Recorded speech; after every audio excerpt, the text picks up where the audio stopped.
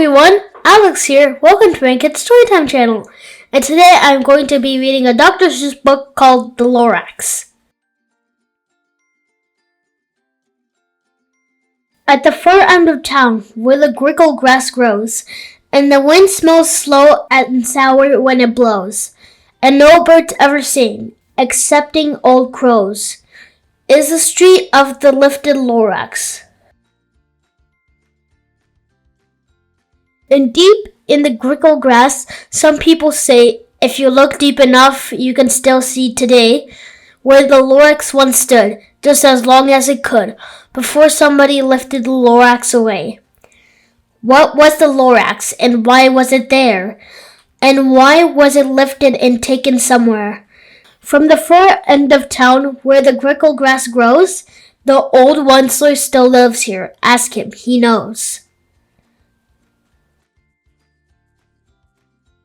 You won't see the Onceler. Don't knock at his door. He stays in the slurkin, cold under the roof, where he makes his own clothes out of muffled moof. And on special dank midnights in August he peeks out of the shutters, and sometimes he speaks, and tells how the Lorax was lifted away. He'll tell you perhaps if you're willing to pay.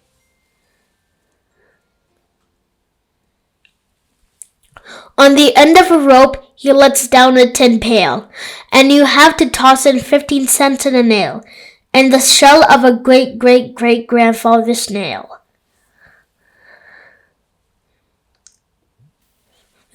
He pulls up the pail, makes a most careful count, to see if you paid him the proper amount. Then he hides what you've paid him, away in a snub, his secret strange hole, and his grovelous glove. Then he grunts, I will call you by whisper my phone, for the secrets I tell are for your ears alone.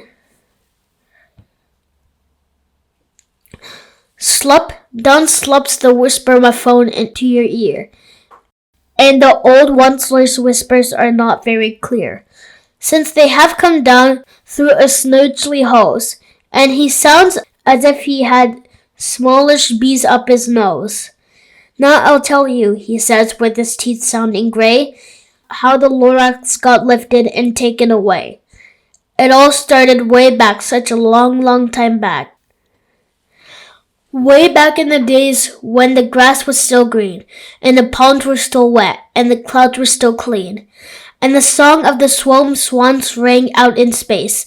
One morning I came to this glorious place, and I first saw the trees, the Truffula Trees, the bright-colored tufts on the Truffula Trees, mile after mile in the fresh morning breeze. And under the trees I saw brown barbaloots, frisking about in their barbaloot suits, as they played in the shade and ate truffula fruits. From the rippleless pond came the comfortable sound of the humming fish humming while splashing around.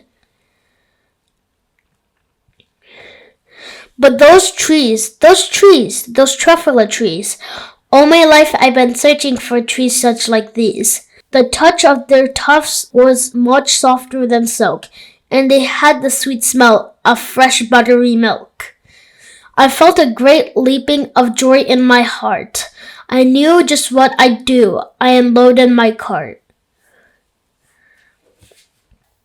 In no time at all, I had built a small shop. Then I chopped down a truffula tree with one chop. And with great skillful skill, and with great speedy speed, I took the soft tuft, and I knitted a thneed. The instant I finished, I heard a gazump. I looked. I saw something pop out of a stump of the tree I chopped down. It was sort of a man. Describe him? That's hard. I don't know if I can. He was shortish and oldish and brownish and mossy, and he spoke with a voice that was sharpish and bossy. Mister, he said with a sawdusty sneeze, I am the Lorax. I speak for the trees. I speak for the trees have no tongues, and I'm asking you, sir, at the top of my lungs. He was very upset as he shouted and puffed. What's that thing you made out of my truffula tuft? Look, Lorax, I said, there's no cause for alarm. I chopped just one tree. I am doing no harm. I'm being quite useful. This thing is a thneed. A thneed is a fine something that all people need. It's a shirt, it's a sock, it's a glove, it's a hat. But it has other uses. Yes, far beyond that. You can use it for carpets, for pillows, for sheets, or curtains, or covers, for bicycle seats. The Lorax said, Sir, you are crazy with greed. There is no one on earth who would buy that full thneed. But the very next minute, I proved he was wrong, for just at that minute, a chap came along, and he thought that the thneed I had knitted was great. He happily bought it for $3.98. I laughed at the Lorax. You poor stupid guy.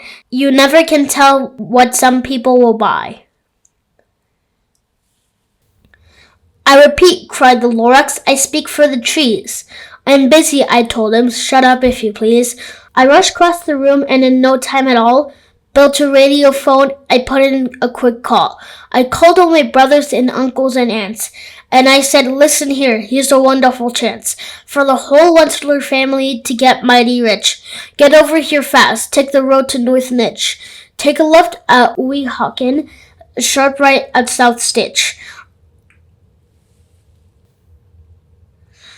And in no time at all, in the factory I built, the whole Wensler family was working full tilt. We were all knitting thneeds, just as busy as bees, to the sound of the chopping of Truffula Trees. Then, oh, baby, oh, how my business did grow. Now, chopping one tree at a time was too slow, so I quickly invented my super axe hacker, which whacked off 4 Truffula trees at one smacker. We were making thneeds 4 times as fast before, and the Lorax, he didn't show up anymore. But the next week, he knocked on my new office door. He snapped, I'm the Lorax who speaks for the trees, which you seem to be chopping as fast as you please. But I'm also in charge of the brown barbaloots, who played in the shade in their barbaloot suits, and happily lived eating truffula fruits. Now, thanks to your hacking my trees to the ground, there's not enough truffula fruit to go round. And my poor barbaloots are all getting the crummies because they have gas and no food in their tummies. They love living here, but I can't let them stay. They'll have to find food, and I hope that they may. Good luck, boys, he cried as he sent them away. I, the Wensler, felt sad as I watched them all go. But business is business, and business must grow, regardless of crummies and tummies, you know. I meant no harm, I most truly did not, but I had to grow bigger, so bigger I got. I biggered my factory, I biggered my roads, I biggered my wagons, I biggered the loads. Of the thneeds I shipped out, I was shipping them forth, to the south, to the east, to the west, to the north. I went right on biggering, selling more thneeds, and I biggered my money, which everyone needs. Then again he came back. I was fixing some pipes, when that old nuisance Lorax came back with more gripe. I am the Lorax, he coughed and he whiffed. He sneezed and he snuffled, he snorkeled, he sniffed. Wensler, he cried with a querulous croak, Wensler, you're making such smoggless smoke. My poor swans, why they can't sing a note. No one can sing who has smog in his throat. And so, said the Lorax, please pardon my cough. They cannot live here, so I'm sending them off. Where will they go? I don't hopefully know. They may have to fly for a month or a year to escape from the smog you smogged up around here. What's more, snapped the Lorax, his danger was up. Let me say a few words about Gluppity Glup.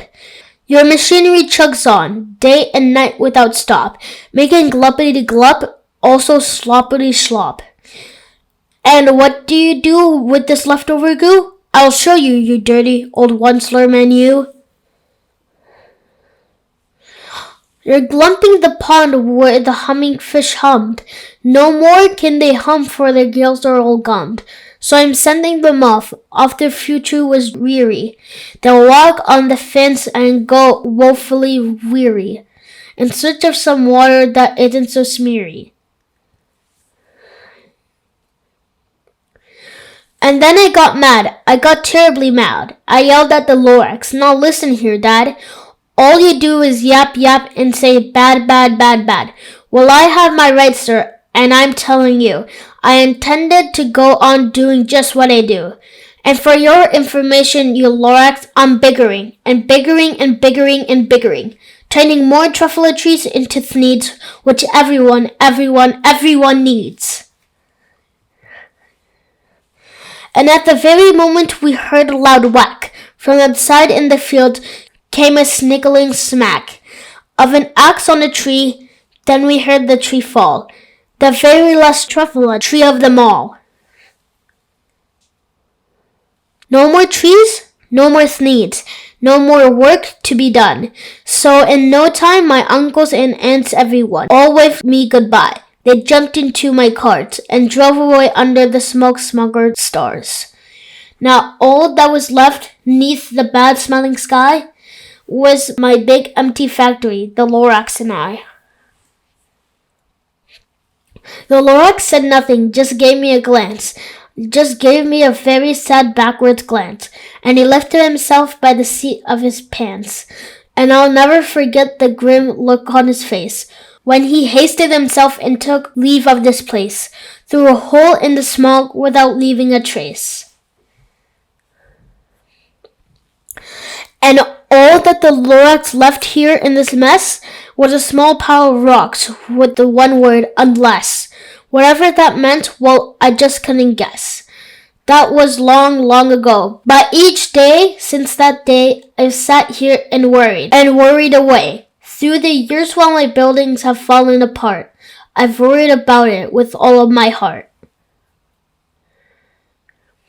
But now, since the one-slur, now that you're here, the word of the Lorax seems perfectly clear. Unless someone like you cares a whole awful lot, nothing is going to get better. It's not. So catch, calls the one-slur. He lets something fall. It's a truffula seed. It's the last one of all.